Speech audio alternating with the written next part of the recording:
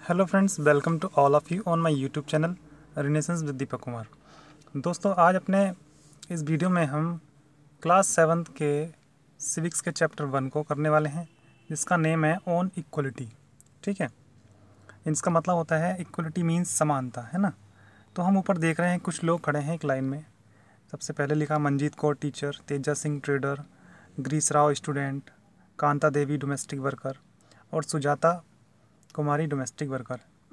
ये सारे जो अलग अलग ऑक्यूपेशन वाले आदमी हैं, अलग अलग नामों वाले आदमी हैं ना। और ये सब कहाँ खड़े हैं, इसमें नीचे लिखा है on election day Kanta and her friend Sujata were waiting to cast their votes. सब अपनी वोट डालने के लिए, है ना, इलेक्शन वाले दिन जो लाइन लगती है वोटिंग के लिए, तो उसमें सभी लोग खड़े हैं। ठीक है, तो हम इस चैप्टर में समानता के बारे में पढ़ेंगे। साइड में मैं दिखा रहा हूँ आपको, ये मैंने थोड़ा सा हाईलाइट किया है ना। लिखा यहाँ पे, ये देख लीजिए आप, जिस पार्ट को मैं हाईलाइट कर रहा हूँ आपको वही पढ़ना है ना। Equality and justice.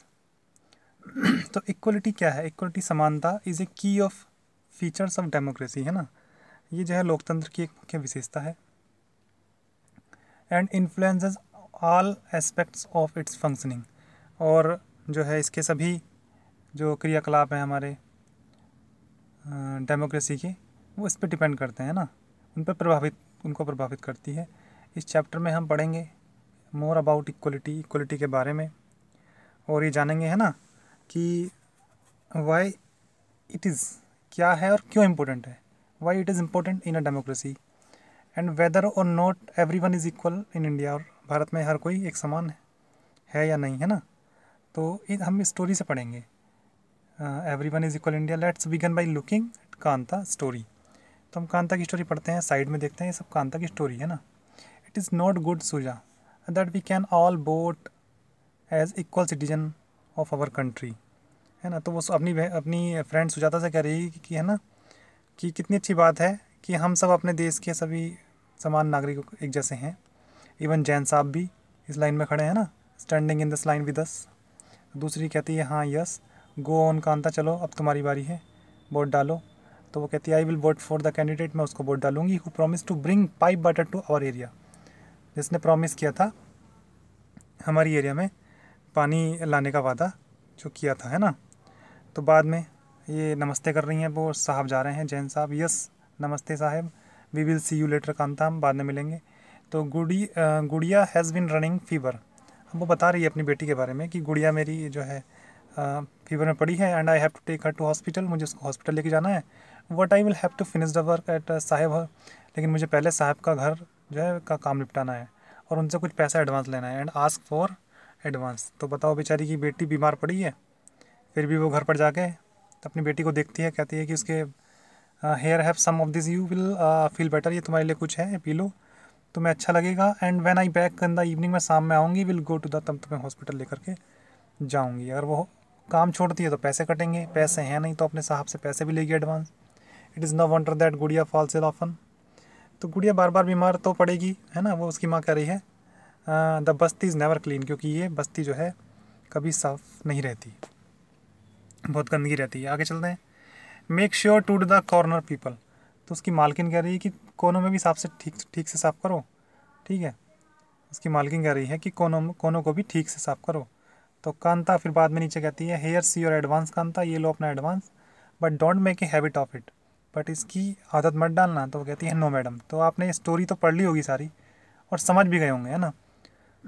साइड में देखते हैं, मैंने थोड़ा सा ये ब्रैकेट में किया था यहाँ पे, इसको पढ़ेंगे। इंपॉर्टेंट चीज़ कि लाइक इंडिया, हमारे, है ना, भारत जैसे देश में all adults irrespect of what religion, है ना, कि उनका धर्म क्या है, belong to how much education, कितना पढ़े लिखे हैं, और have had what caste they are, किस कास्ट से हैं।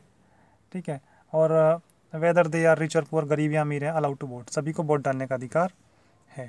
जैसा कि आप पिछले क्लास में पढ़ चुके हैं, इसमें लिखा है as you have already read in the class 6। तो इसको हम क्या कहते हैं, यूनिवर्सल एडल्ट फ्रेंचाइज, यानी सार्वभौमिक, है ना, वयस्क मताधिकार। यानी कि एडल्ट का मतलब पता है आपको, जो जवान हो जाता है 18 से ऊपर, है ना। यूनिवर्सल मतलब सभी को, सार्वभौमिक, और फ्रेंचाइज का एक आपकी अथॉरिटी है ना। तो हमारे देश में किसी भी जाति का हो, कोई भी धर्म हो, शिक्षा हो, स्तर हो, है ना, गरीब हो अमीर हो, सभी को वोट डालने का अधिकार है। ठीक, तो यहाँ पे देखते हैं, तो what as her days go on Kanta become less certain, परंतु जैसे जैसे दिन बीतता रहता है कांता के मन में डाउट रहता है ना, about what this equality real means, कि इस इक्वलिटी का असली अर्थ है क्या। What is that makes Kanta ensure, Kanta को इंश्योर मतलब ऐसा क्या है जो कांता को, ये पढ़ेंगे आप पैराग्राफ, तो जो उसको इन मतलब उसके मन में शंका पैदा कर रहा है, इंश्योर कर रहा है। Look at the day in life, तो सी लिव्स इन ए सिलम, वह जो है सिलम में रहती है। सिलम कहते हैं झोपड़ झुग्गी वाली एरिया को, है ना। है the drain behind her house, उसके घर के पीछे क्या है, नाला बह रहा है। हर डॉट रेसी की उसकी बेटी बीमार है, but she can not take the day off, परंतु वो फिर भी छुट्टी नहीं ले सकती from work, because she needs borrow money, क्योंकि उसे पैसे की जरूरत है, from her employers to the take her child to the doctor, अपने डॉक्टर के पास ले जाने के लिए, है ना, उसको पैसे की ज़रूरत है। और वो पैसा कहाँ से लेगी, जहाँ वो काम करती है। तो her job as a domestic help, उसकी जॉब क्या है, तो घर में जो चौका बर्तन करती है ना, to her child to the doctor, her job है domestic help, tire her out, उस डोमेस्टिक वर्क में वो सारे दिन थक जाती है। फाइनली सी आंसर डे, अपना घर वो सॉरी अपना दिन समाप्त करती है by again standing in a long time, और सारा दिन उसका जो है पूरा दिन लाइन में लगे खड़े निकल जाता है। और दिस लाइन, ये लाइन कहाँ है, in front of the government hospital, जबकि सरकारी अस्पताल के सामने लाइन लगी है, और ये उस लाइन से भिन्न है, इट इज़ अनलाइक, अलग है। The one in the morning, जो सुबह में उसकी लाइन थी, सुबह वाली लाइन में क्या था कि भैया कोई अमीर हो गरीब हो सब एक लाइन में खड़े थे, वोट डाल रहे थे। बट यहाँ जिस लाइन में खड़ी है, because most of the people standing in it are poor, इस लाइन में सभी लोग गरीब ही हैं। ठीक है, ये जो लाइन है हॉस्पिटल के सामने बेचारी अपनी बेटी के लिए खड़ी है, तो उस लाइन में सारे गरीब लोग ही वोट डाल रहे हैं, है ना। तो अब हम पढ़ेंगे यहाँ पे, Kanta is one of the many people who lives in democratic India, Kanta ऐसे बहुत लोग रहते हैं, and who have the right to vote, जिन्हें वोट डालने का तो अधिकार है, but whose daily living and working condition are far from equal, उनके वर्किंग कंडीशन और की डेली लाइफ बड़ी अनइक्वल है ना, मतलब इक्वलिटी से बहुत दूर है। अपार्ट फ्रॉम बीइंग पुअर, गरीब होने के अलावा, people in India experience inequality in different ways, यानी कि हमारे देश में लोग गरीब होने के साथ साथ, है ना, असमानता को फेस करते हैं, है ना, कई तरीक़ों से। तो यहाँ पे हम कुछ स्टोरी पढ़ेंगे। One of the most common forms of inequality in India is the caste system. तो ये बता रहे हैं यहाँ पे कि ये देख लीजिए, यहाँ पढ़िए कि सबसे एक कॉमन फॉर्म भारत में सामान्यतः प्रचलित है ना, एक असमानताओं में एक सबसे मेन चीज़ है कास्ट सिस्टम, जातिगत असमानता, है ना। तो यदि आप ग्रामीण हैं, if you live in the rural India, है ना, अगर आप गाँव में रह रहे हैं, तो your cast identity something that you probably learn और एक्सपीरियंस वेरी यंग, यानी आप बहुत जल्दी ही कास्ट के बारे में पहचान जाते हैं, है ना। कौन चमार है, कौन कुम्हार है, कौन मुसलमान है, और कौन आपका सफाई कर्मी है, कौन गांव में चलता है। If you live in the urban India, तो अर्बन में आप इतनी जल्दी से आप पहचान नहीं पाते, है ना, कि भैया कौन, ये पढ़ रहे हैं आप, ये वाला पैराग्राफ पढ़िए मेरे साथ साथ की। तो शहर में इतना कास्ट सिस्टम नहीं चलता। What just look at these matrimonial show from a leading English newspaper, side में कुछ कटिंग दी हुई है, मैं इंग्लिश न्यूज़पेपर की मैं आप पढ़वाता हूँ, है ना। तो you will see how important the issue of caste continue to be in the minds of highly educated urban Indians, कि आज भी जो पढ़े लिखे हाईली पॉपुलेटेड एजुकेटेड इंडियंस हैं शहरों में, उनके दिमाग में भी जातिगत व्यवस्था किस तरह से भरी हुई है। देख लीजिए, ये कुछ कटिंग्स दी हुई हैं, ये साइड में ये पेपर्स की हैं, ये पेपर में वो कटिंग हैं जो शादी के लिए ऐड होते हैं, प्रूफ। देखो ये लिखा अभी टाल girl for Gupta boys, Gupta, अब इन्होंने गुप्ता लिखा, ये गुप्ता लड़की चाहिए, है ना, तामिल ब्राह्मण, है ना। तो इस तरीके से ये सब शादी के लिए हैं। Invite for the 32 mm 5.4 fair, है ना, beautiful girl working in IT company Mumbai from MBA boy, है ना। तो इस तरीके से ये सारे सब जातिगत व्यवस्था को दर्शा रहे हैं कि हमारे देश में कितनी जातिगत व्यवस्था अब भी प्रचलित है। ठीक, तो आइए एक कहानी पढ़ते हैं। इस चैप्टर में आपको 2 कहानी मिलेंगी। मैं चाहता हूँ कि चैप्टर, वैसे देखो लंबा चैप्टर है, 2 वीडियो में कंप्लीट होगा, तो इस वीडियो में मैं आपको ये दोनों कहानी बता देता हूँ। मैंने ये हाईलाइट कर रखा है थोड़ा सा, है ना। तो ये वाला पार्ट आप पढ़ेंगे। पहली कहानी है, एक दलित राइटर थे जिनका नाम था ओम प्रकाश वाल्मीकि। 1950-2013 इनकी ये दे रखी है ना, कब पैदा हुए कब एक्सपायर हुए।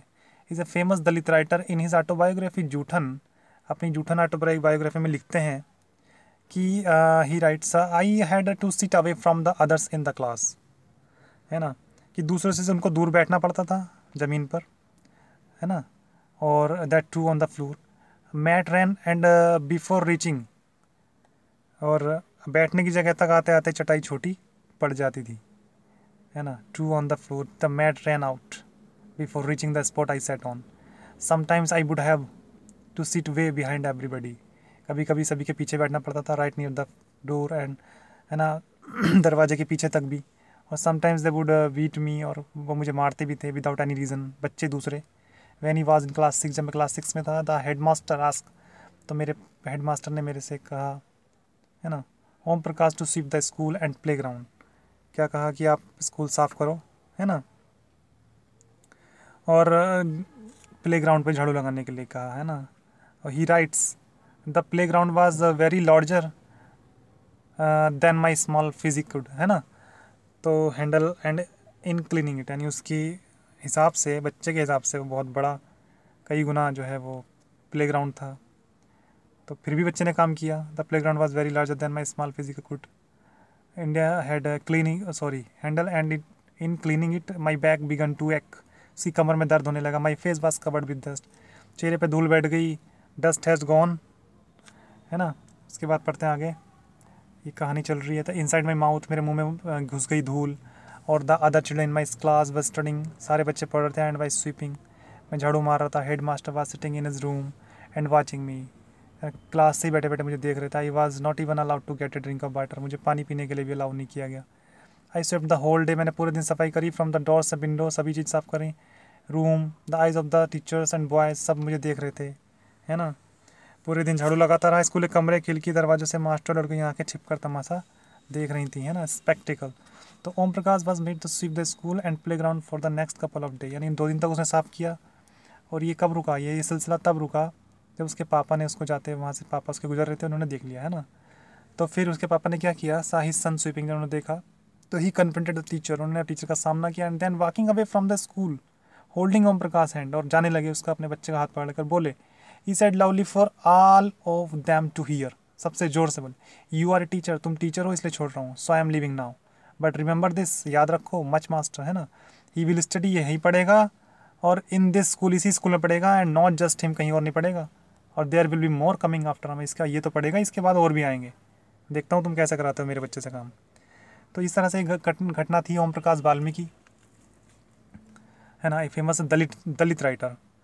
तो अब उसके बाद दूसरी ही एक ऐसी घटना है, लिखा है, the second story is based on the incident that took place in one of India's largest cities and is common practice most part of the country, अधिकतम है। In this story about Mr and Mrs Ansari, ये Mr और Mrs Ansari की है, who were looking to rent apartment in the city, जो शहर में एक अपार्टमेंट को ढूंढ रहे थे रहने के लिए। दे हैड, है ना, the money and so paying the rent was no problem, तो पैसा देने के तो तैयार थे, लेकिन रेंट की कोई ऐसी प्रॉब्लम, है ना, so paying the rent was no problem. They went to the property dealer के पास जाते हैं for help to find a place.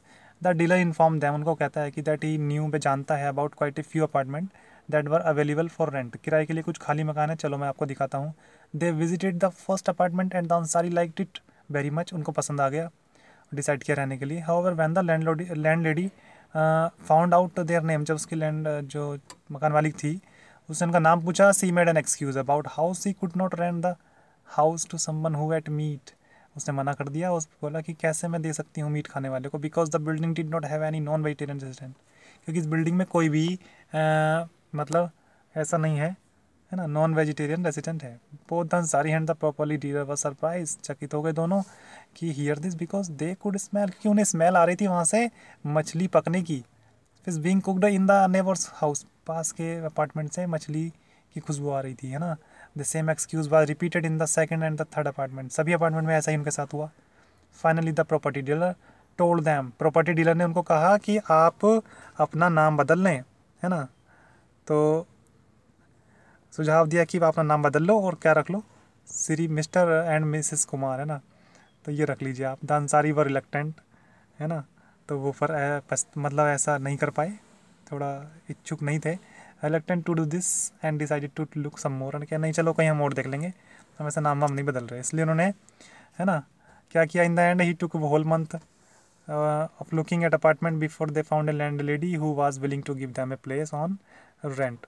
तो कुछ ढूंढने के बाद लगभग 1 महीने के बाद उनको जब एक ऐसी मकान मालिक मिली जिसने उनको मकान देने पर राजी वो हो गई।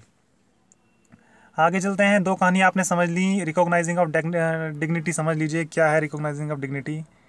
You have understood by now that the caste we are born into, the religion we practice, the class background we come from, whether we are male or female, these are often the things that determine why some people are treated unequally।